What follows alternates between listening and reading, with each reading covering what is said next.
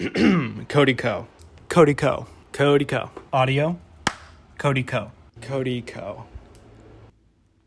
Ah, that's really bright. Cody Co is a tentpole figure in the YouTube commentary community space and is universally praised by his massive audience. Until one recent controversy threw his fans for a loop, and now past overlooked scandals from his career are being brought up. And that is interesting to me.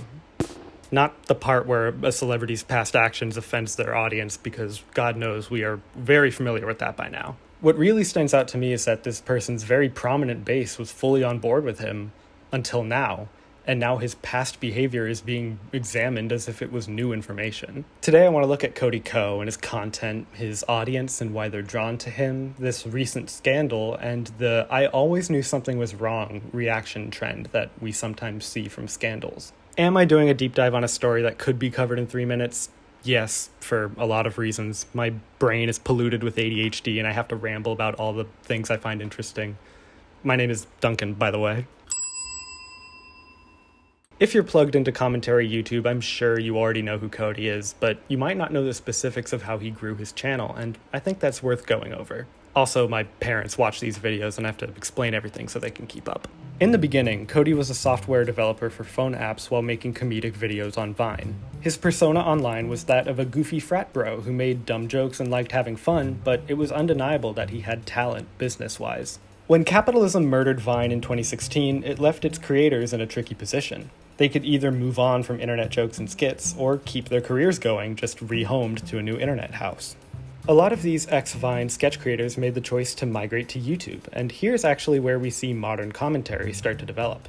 With all of these sketch comedy creators coming to YouTube, some did well and some didn't. A lot of the lazy conceptual, like, boys versus girls or racism be like sketches that you'd see from a Lele Pons or a Logan Paul were doing really well with their younger audiences because they were group projects and, to be mean, didn't take a lot of mental energy to consume. But the solo comedians who relied on wordplay or comedic timing weren't seeing the same success on YouTube with their sketches, and the effect that Vine's medium offered them just couldn't really be replicated on a site that is made for quick, fast-paced, fun content.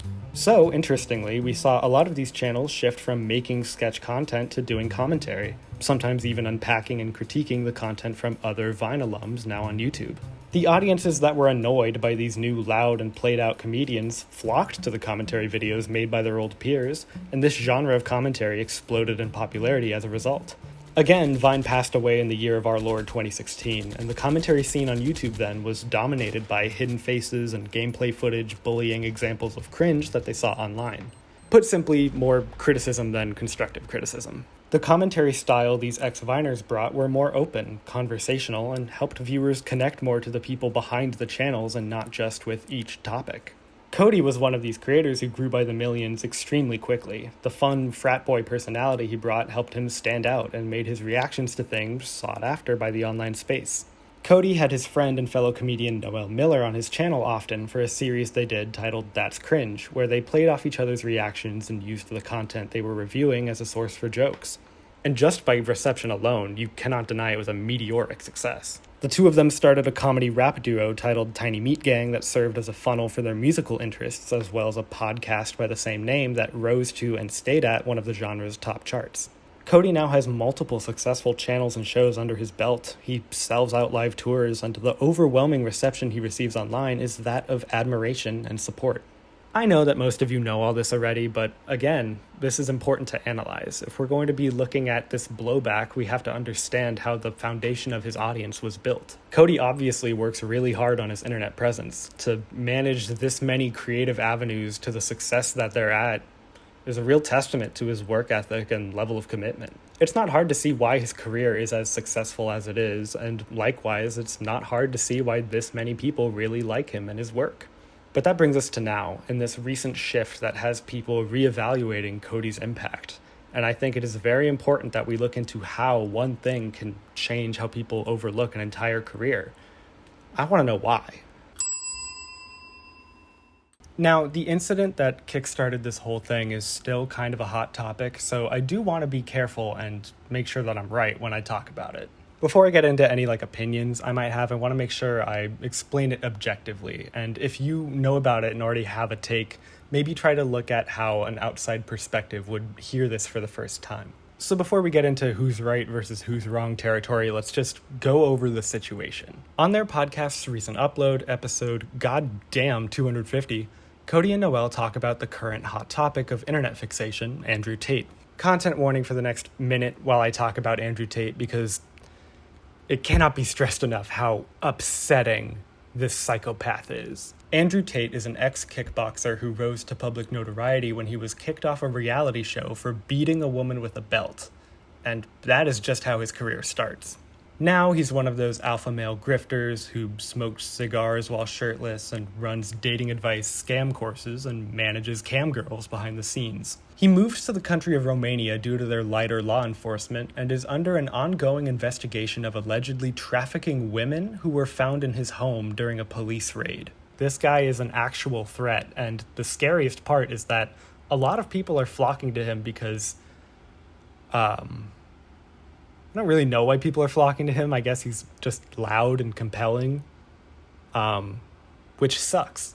Tate is hailed by impressionable young boys as a fast-talking alpha male who pisses people off because of how real he is. The impact he's had on youth culture already online has been fast-acting and chilling for a lot of people, and he's frankly a societal tumor. Many people on YouTube have already dissected his impact online, and most are well-spoken breakdowns of why this example of the alpha bro manosphere is important to speak against and encourage a reaction towards. This is not some basement podcast where some guy's complaining about not getting dates. This is somebody who is advocating for physical and psychological harm and violence against women. The fact that he has a fan base at all is very worrying and should be taken seriously, if you ask me. This brings us to Cody and Noel talking about him on their podcast. At this point, most people on all platforms were well aware of who Andrew was, and this was their chance to hear these two break him down in their own way. And, based on Cody and Noel's verbiage alone, this was not exactly what they were expecting to hear. I don't think I can play the clip because it might get claimed, but when the subject of Tate is brought up, Noel seems to dismiss giving it any attention, saying that these types of figures thrive on coverage and the amount of people talking about it isn't helping. Cody pushes back a little, saying Andrew Tate might be a unique issue, but Noel restates that the solution is to ignore him, and Cody seems to agree. He ends it by saying that he's not anti-Tate, and then they quickly move on.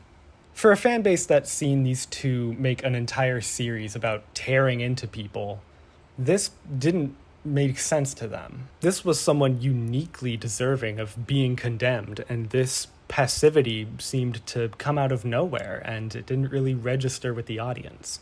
This resulted in a small boom of users making content voicing their disappointment and going as far to denounce Cody and Noel, as well as other male celebrities they've felt let down by. One example reads, "Will someone tell me why Noel and Cody just released the worst podcast I have ever watched in my entire life? An hour of them dancing around the fact that Andrew Tate is a bad person, and it got so bad that Cody actually asked Noel if he was anti-Tate and he said no. I can't handle two of my favorite male creators basically defend Andrew Tate of all people for an hour straight."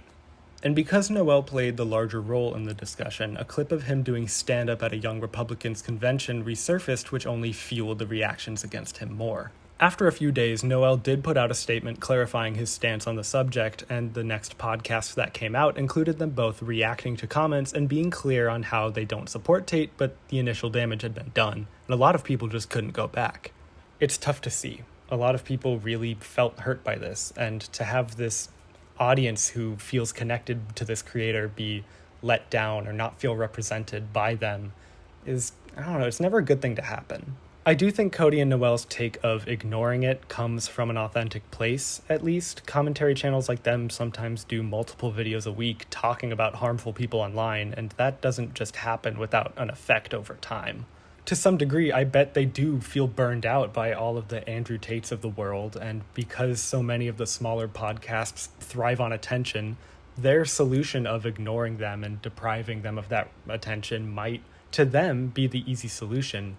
But I just don't think that applies here, and neither does their audience. More than that, I do agree with the people who feel a little disappointed by their initial reaction, because, again, Cody and Noel have entire careers and 20-minute videos tearing into stuff that is a lot less harmful than Andrew Tate. I wasn't one of the people that was actively hoping for like an entire hour-long breakdown by them, but I would at least expect them to go at him with the same energy that they've gone after other alpha males, at least.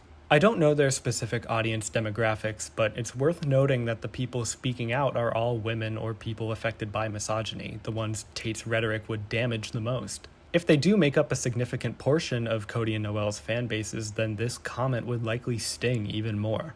And in a general sense, that's all there is to the drama. Like, they said something bad, people reacted, and then they apologized. But there's a few specific key elements to the reaction that I think open the door to a much deeper conversation that is worth having, if you asked me and no one else. There is a way that people react when celebrities get called out that did happen here, and specifically with Cody, it is interesting to see how his entire career was recontextualized by this.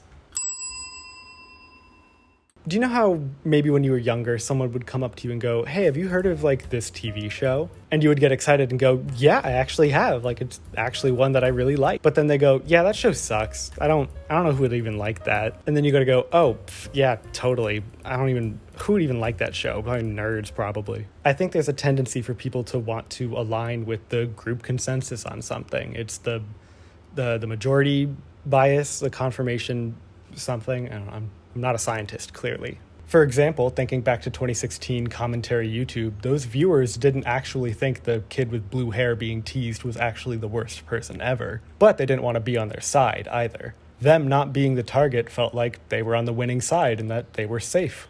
Likewise, nowadays, when public figures are called out for their past actions, there's almost this unspoken shame that gets projected onto the people who were fans of that person, who now have to either justify why they still like him or pivot along with the group opinion. For me, growing up, one of the most impactful movies to me was The Usual Suspects. And then when the Kevin Spacey stuff came out, I went, ooh, I should probably find a new movie to inspire me. And if you're aware of this pattern of celebrities or public figures getting called out, you're probably familiar with watching their fan bases sometimes go, "I never liked that person anyways." Or sometimes like, "I always knew something was wrong about them." I think deep down we all know that it's not our fault if we unknowingly support someone who's done bad things before, especially if that wasn't ever public information. It's not anyone's fault for liking someone if they didn't know the whole picture. But nobody likes to admit that they've been tricked. And so when this happens, we see a lot of people try to distance themselves or kind of absolve any participation they might have had. I bring this up when it comes to Cody Ko in this specific interaction because we did not see this distancing reaction from fans when it comes to his comment on Andrew Tate. Instead, the comment on Andrew Tate caused people to look back on Cody's career, and previous things that he'd done suddenly then resulted in the response of, "I always knew something was wrong." Much like how Noel's stand-up at the Breitbart convention had resurfaced under this controversy, people took this new lens towards Cody's history, and they found a much deeper well of allegations. The things that I saw being brought up was him singing along to a song that included the N-word back in the Vine era, as well as his usage of disparaging slurs for trans people, as well as recently using the term used to dehumanize people who are in a vegetative state. I saw from a few sources that Cody has apologized for most of this, but again, because everyone's trying to distance themselves, the way they're describing his apology is light or almost like it wasn't as authentic as it could have been. But again, that's just from what I can see and what is left online from this, because it happened a long time ago. People also brought up how he's been accused of stealing content ideas without crediting, or how he was a Bitcoin bro, or how he collaborates with people with problematic histories, but we can't prove that all of that was intended to harm. The slurs can't be defended if you ask me, but you could argue that he's apologized for them and he might not have known their full harm at the time. However, the one thing that I saw that really caught me off guard that I had no idea about was the allegations that Cody had slept with Tana Mojo when she was either 17 or 18.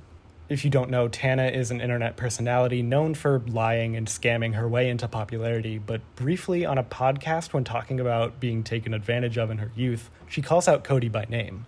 That's not right, that's not correct. I know now. I was 17 at that time, 18. You're calling me all these names and treating me really horribly, using me for money. trying to psychotically abuse me and force me into hooking up with others. Shout out to JC Caitlin. Shout out to Cody Co.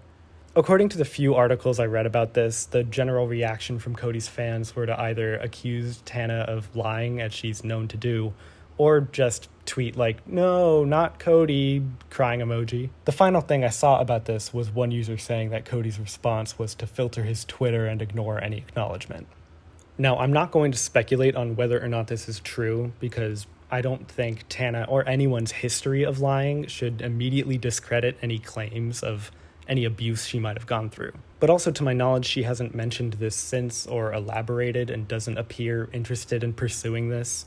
Take that what you will, but either way, this doesn't seem like something either party is willing to explore any further. And because we wouldn't know more unless either party added more, it's kind of pointless to just theorize or say it could go either way. The thing I'd rather focus on is the fact that this was not some unknown fact that was suddenly news to anybody. Like, apparently people knew about this. And because this is being brought up by people who are now trying to distance themselves from Cody, it makes me wonder how many people knew about this and were keeping it in their back pocket, but otherwise ignoring it. To me, it's not like any new information is being dug up to these people. It's just more now an example for them to go, "See, remember this? I always knew something was up." Abuse allegations, whether they are completely based in truth or not, should not be considered some light critique to hold on to and then be brought up when something else happens. This isn't the first time that this has happened either. I don't really understand why creators are given some leeway when it comes to minor accusations, only for that stuff to be brought up when a bigger thing happens. Especially when a creator is called out for something and their fans immediately bring out all this other stuff. It's very confusing what gets held on to and what gets called out in the moment. And all of this mental confusion brings us now to the final part of this video that is definitely going on for too long. So for just a little bit longer, let me spiral. Back when I used to look through my Instagram message requests daily, I would see some viewers give me suggestions on video topics or something they'd like to see me cover. Nowadays, I get too many to sift through, so I don't do it as much. But I remember back when I did it, a noteworthy amount of people would DM me and ask me to talk about Cody Co. They told me about him maybe using an outdated term in a video, or they would tell me that he worked with someone who wasn't okay to work with. And I would agree with the messages that he shouldn't have done those things, but I could never figure out how to turn it into an entire video. What this left me with, however, was the idea that maybe some creators have fans who don't think they're doing or saying the right thing, but they don't speak up and instead try to outsource that to other creators in order to call them out from a more balanced standing, I suppose. And that, it doesn't scare me, but it sure does get me thinking. When it comes to the commentary genre on YouTube, the side of it that remains anonymous or has gameplay footage in the background, those guys will call each other out and fight all the time. Not to project onto them, but to me it seems like they're always having these little miniature civil wars against each other. But the side of commentary that's more upfront and personal and transparent never really seemed to have that kind of infighting. And I had assumed that was because everyone was all respectful and nice to each other, but maybe that was kind of a big assumption to make. And this is not me calling for a witch hunt. I'm not trying to spread the idea that not all the commentary creators are good. That's not the point that I'm trying to make here. But I am guilty of projecting my own values onto the creators I watch because other parts of them are similar to me. And maybe I am connecting dots that aren't there. And I don't think I'm the only one who does that. I think it's a very human thing to do with the people we connect with. Getting back to Cody, his behavior has been called out before, but by Jake Paul, of all people, and for cyberbullying. And I saw Cody's fans mercilessly rip him apart. And on the one hand, I thought that was really funny that Jake Paul didn't really get what was happening. But on the other, it kind of taught me that Cody's audience, and generally anyone's, don't really respond well to criticism. I just think it's funny that the top G is a fanboy. He runs with this whole thing like, what color is your Bugatti? Andrew, like, it's not cool to tell kids that they need a Bugatti to be cool. Andrew Tate's fans are all virgins, and they're watching him to try to get laid, but they're going to get spit on and slapped by a girl. That's what's going to happen. When those Instagram DMs would ask me to talk about Cody or try to correct any mistake he made, for a brief second, I would consider making the video, just as I did with any suggestion I got. I would always try to see if there was some way I could make it work. And for the most part, I would come to the conclusion that there wasn't enough substance there to justify an entire video.